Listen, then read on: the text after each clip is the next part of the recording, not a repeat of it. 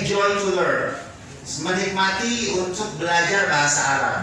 Al-Lughah Al-Arabiyah sahlah, bahasa Arab itu mudah. Tapi kalau cara penyampaian kita nggak tepat atau kurang sesuai, maka nanti juga yang didapat juga akan kurang seperti itu. Teman-teman, Bapak Ibu sekalian, al-ittirahat al-lughawiyah.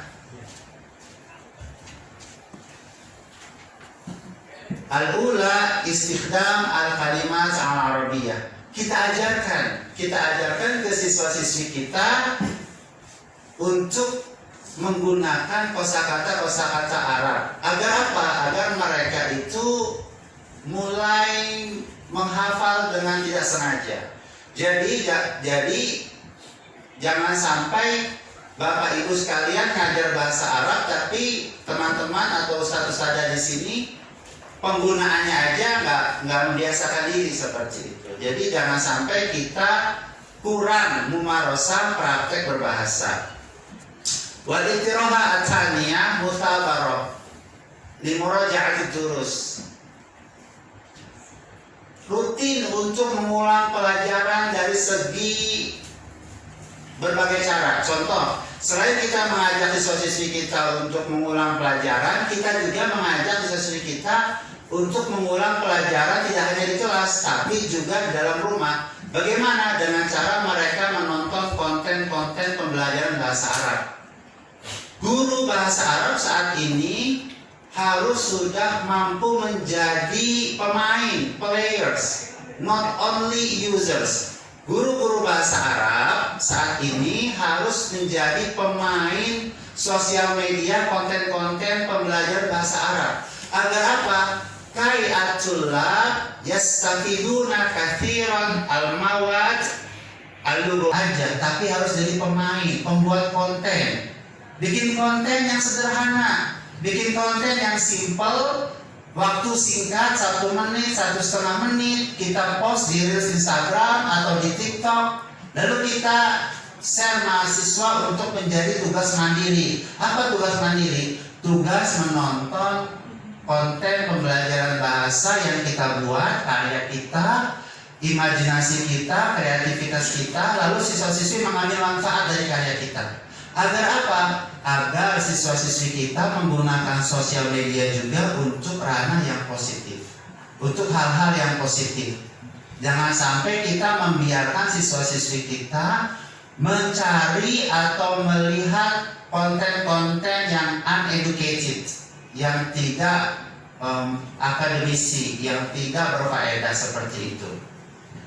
Yang ketiga, murojaah untuk menjadi seorang pengguna sosial media yang baik seperti itu. Jadi Bapak Ibu yang belum bikin konten pembelajaran bahasa Arab, dimulai dari sekarang. Dimulai dari sekarang bikin konten-konten belajar bahasa Arab untuk siswa-siswi kita. Kalau Bapak Ibu kurang pede dengan wajah sendiri, kalau Bapak Ibu sedikit malu-malu, kalau Bapak Ibu sedikit nggak ingin menampakkan wajahnya di kamera, Bapak Ibu bisa sambil membuat konten yang latar belakangnya keindahan, pemandangan, atau kegiatan apapun, tapi di dalam konten itu berisi materi pembelajaran. Kalau Bapak Ibu nggak ingin terlalu menampilkan wajah seperti itu. Jadi banyak cara, dan juga ini bisa menjadi murojaah mufidah bagi siswa-siswi kita dalam belajar bahasa Arab. Menjadi teknik Thoriqatu murojaati mufidah, teknik atau metode untuk murojaah yang memberikan banyak faedah seperti itu. Dan juga bi'ah lughawiyah di kalangan siswa-siswi kita perlu digalakkan, ya. Bapak Ibu selaku guru bahasa Arab perlu menggalakkan bahasa di lingkungan siswa-siswi kita agar mereka terbiasa seperti itu. Kenapa? Karena dengan bahasa Arab pun bisa go internasional kemanapun. Laisa faqat bil lughah al-inggrisiyah, walakin bil lughah al-arabiyyah nastati an nusbiha akademiyin dawliyin. Kita menjadi seorang akademisi internasional yang dengan bermodalkan bahasa Arab. Jadi not only English, tidak hanya bahasa Inggris, karena bahasa Arab pun sudah menjadi bahasa internasional, bagian dari bahasa internasional di PBB. Tanggal berapa Bapak Ibu?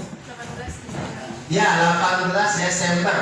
18 Desember adalah tanggal di mana ditetapkannya bahasa Arab sebagai bahasa internasional di PBB seperti itu.